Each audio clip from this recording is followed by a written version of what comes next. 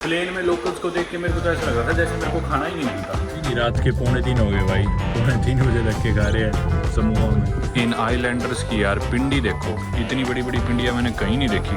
भाई नवांकुर देखना कितना कमज़ोर लग रहा है इसका, कि ये मतलब 4 नवांकुर आ जाए इसमें।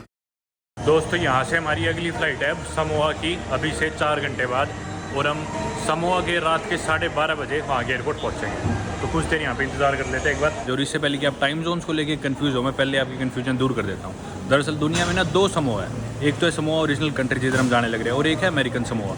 हालांकि एक ही लोग हैं, सेम जगह पे ये दोनों आइलैंड है, लेकिन जो अमेरिकन समोआ है ना वो आता है अमेरिका के अंडर, और जिस समोआ में हम जा रहे हैं ना ओरिजिनल कंट्री, वो एक इंडिपेंडेंट कंट्री है, और उसका जो टाइम जोन है वो है UTC+13, यानी कि इंडिया से टाइम जोन आगे उनका। और जो अमेरिकन समोआ है हालांकि उसके बिल्कुल साथ में है, वो फॉलो करता है US का टाइम जोन UTC-11। तो आप देखो ये +13 वो -11, तो इन दोनों देशों के बीच में पूरे 24 घंटे का अंतर है।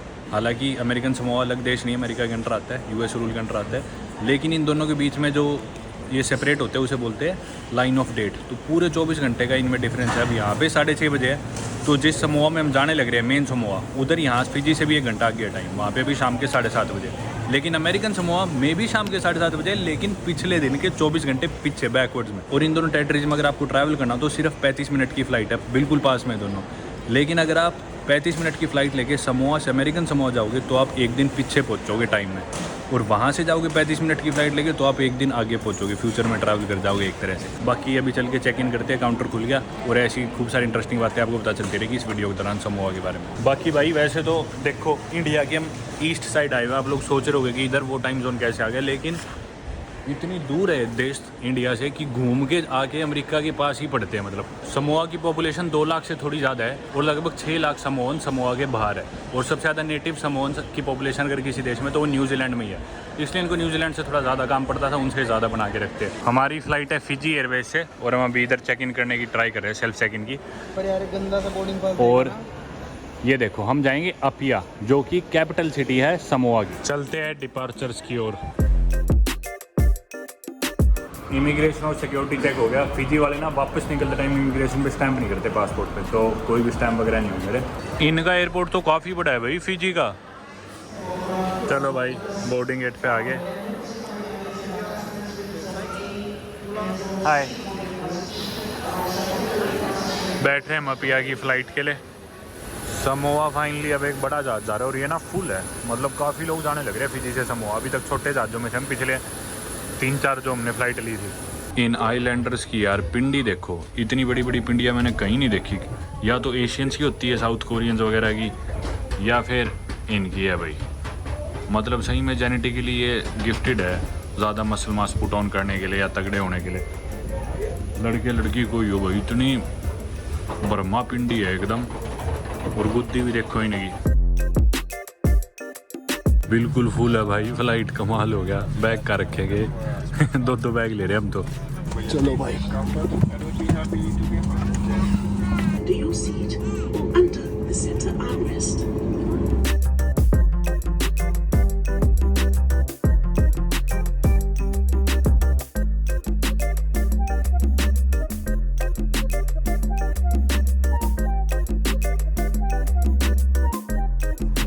आखिरकार लैंड हो गए भाई हम समोआ।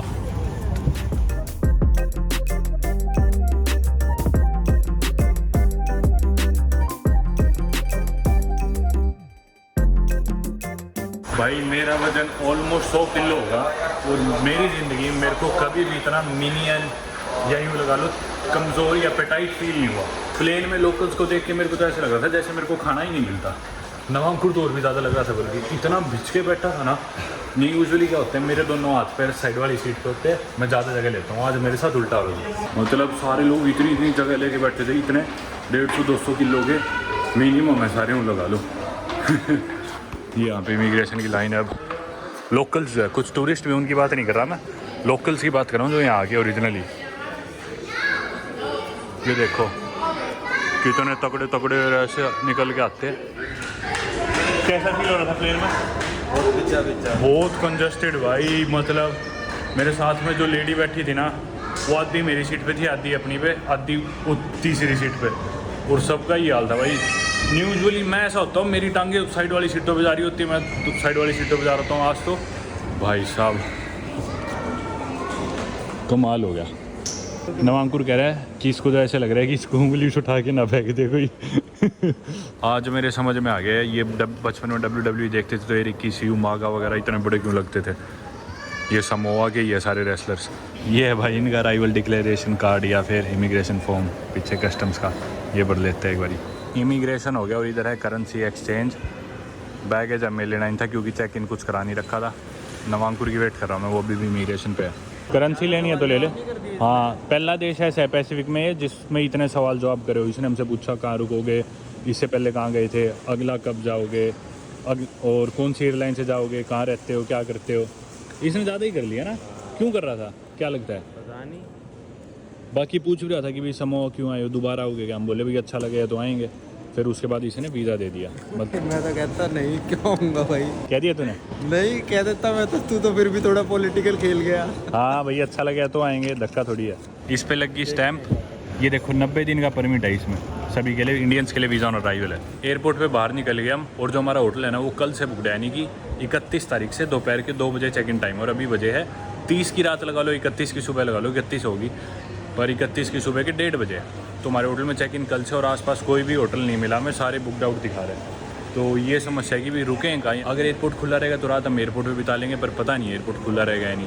तो एक बार ट्राई कर लेंगे, कोई टैक्सी वाले से पूछ के आसपास कोई जगह मिल जाए तो। बाकी इधर जितने सवाल जवाब हुए अभी तक किसी पैसिफिक कंट्री की इमिग्रेशन पे नहीं हुई, इन्होंने बहुत ही सवाल जवाब कर दिए। जैसे मैंने आपको बताया कहाँ से आए हो, कब जाओगे, क्यों आए हो। फिर मेरे और नवांकुर में रिलेशन पूछ रहे थे कि भाई तुम आपस में क्या लगते हो। मैं बोला हम दोस्त है सिर्फ, और बताया हमने कि भाई इस ट्रिप के लिए साथ में ट्रैवल कर रहे हैं। उसके बाद बस वहाँ से आए। बाकी कंट्रीज़ का मैं कह नहीं सकता, लेकिन इंडिया उन कंट्रीज़ में से एक कंट्री है जिनके लिए समोआ का 90 दिन का वीज़ा ऑन अराइवल है। वो उधर नवांकुर ऑलरेडी पूछने लग रहा है, क्या कह रहे हो, होटल मिल जाएगा कोई आसपास? हाँ आसपास नहीं मिला है, कह रहा है यहाँ तो शेरेटन है बस, और सिटी जाना पड़ेगा, सिटी में मिलेगा आपको 70 टाला। इसे जो अपना कल का होटल है ना उसके आसपास पूछ ले कोई। वो उधर तो बहुत अजीब है हमारा होटल। तो अब तो टाउन में इसने कहा चीप होटल में दिलाऊंगा 70 टाला में। ये बंदा बात करने से तो सही लग रहा है, टैक्सी वाला थोड़ा हेल्पफुल सा लग रहा है। बाकी रूल है, कभी भी टैक्सी वालों का भरोसा मत करो ज़्यादा किसी भी देश में। नवांकुर लोकल करेंसी निकलवाने लग रहे हैं। और द रॉक जो है आप लोग जानते ही हो, ड्वेन द रॉक जॉनसन के एंसेस्टर्स भी समोआ से। ड्वेन द रॉक जॉनसन की जो माँ है उनका नाम अटा जॉनसन, और उनके जो नाना है ड्वेन द रॉक जॉनसन की, हालांकि रिसेंटली उनकी डेथ होगी, उनका नाम है Peter Maivia, chief Peter Maivia बोलते हैं समोआ में। तो वो यहीं से थे, Samoa, half Samoan half American, America चले गए थे बाद में वो। हालांकि रॉक के फादर तो एफ्रो कैनेडियन थे, पर उनकी मैटरनल जो मम्मी की फैमिली है वो यहीं से समोआ से। और तभी भाई सारे लोग इतने बड़े बड़े, ये टैक्सी वाले भी सारे ऐसे खड़े थे, यूँ लग रहा था सुमो पहलवान आगे खूब सारे। निकल के दिखाइए ना भाई। टाला की कन्वर्जन मैंने भी देखी है नेट पे, 30 का है। हाँ 30 का ही है लगभग। एक समोआ टाला में है इंडिया के 30 रुपये, तो ये 50 टाला इंडिया के 1500 रुपये हो गए। नवांकुर ये बोल रहा है कि मैं लूँगा 70 टाला टैक्सी के, और होटल पड़ेगा 100 टाला का, 100 टाला का, तो 170 हो गए, जो कि अपने इंडिया। तो मेरे को तो 70 टाला बोल रहा था होटल के। मेरे को 100 बोला। पूछते कह देंगे थोड़ा सस्ता दिला दे, 150 तक हो जाए तो काम अपना। ये है भाई आगे टैक्सी वाला हमारा। भाई नवांकुर देखना कितना कमज़ोर लग रहा है इसका, कि ये मतलब 4 नवांकुर आ जाए इसमें। और ये भाई नहीं, सारे ही भाई यहाँ पे ऐसे है। ये कुछ नज़ारे यहाँ पे एयरपोर्ट के बाहर के, और ये है इनका आपिया का एयरपोर्ट, जो कि Upolu. What's the name of the island? Upolu. Upolu Faleolo international airport. चल पड़े भाई इधर से अब हम टैक्सी में होटल ढूंढे। तो समोआ का ना हम परफेक्ट टाइम पे आए, क्योंकि 2 दिन बाद ही इनका इंडिपेंडेंस डे है। इनको न्यूजीलैंड से इंडिपेंडेंस मिली थी 1962, राइट?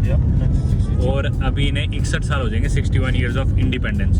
तो यहाँ पे काफ़ी सेलिब्रेशंस भी शायद हमें देखने को मिले समोआ में। बाकी इनका जो स्टेपल फूड है ना वो है तारो, जो कि एक रूट वेजिटेबल है, जैसे शकरकंदी नहीं होती उसी तरह के जो पैसिफिक आइलैंड नेशन है जो ये, यहाँ पे बहुत ज़्यादा एग्रीकल्चर तो नहीं होता, पर लिमिटेड सी चीज़ें ही है जो इधर सारे देशों में आपको मिलेगी इन पैसिफिक नेशंस में। ये समोअन लैंग्वेज भी जो है ना वो सबसे ज़्यादा बोली जाने वाली पैसिफिक लैंग्वेज है। यू स्पीक समोअन है, right? Is it similar to any other Pacific language from other countries? It's similar to Tongan and Tuvaluan. Okay.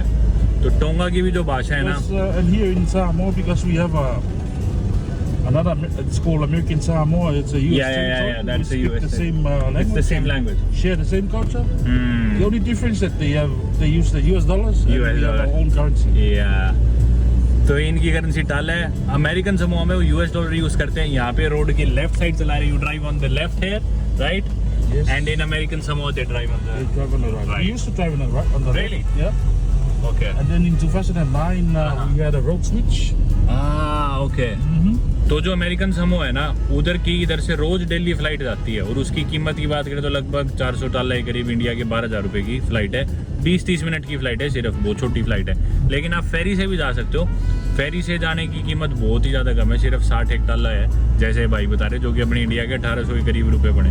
लेकिन उसमें 10-12 घंटे लगेंगे, फ्लाइट में 20-25 मिनट में पहुँच जाओगे। ये है वैलेंटाइंस मोटेल, इधर देखते हैं कुछ खुला मिलता है तो। भाई ने स्पीकर ही रख रखा है पूरा गाड़ी में, बूंदाबांदी हो रही है। देखे वो था भाई उधर टाटियाना, वो तो मिला बंद। अब हम आगे वैलेंटाइंस रिजॉर्ट, बारिश हो रही है मीठी मीठी। ये भी बंद है भाई, रात के 2 बजे खा रहे धक्के समोआ में। 2 भी नहीं, रात के 2:45 हो गए भाई, 2:45 बजे धक्के खा रहे हैं समूह में। एयरपोर्ट पे ही सो जाते बाकी। हाँ नहीं बोल देंगे भाई अपने घर ले चल। एक और जगह किस्मत आजमा लेते हैं भाई। The White House, sorry our office is closed, बंद है भाई।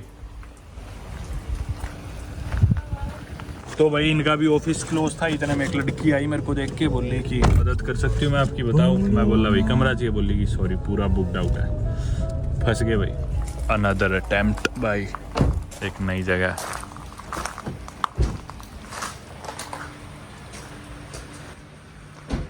कोई है ही नहीं, आ दो कोई नहीं बैठा भाई।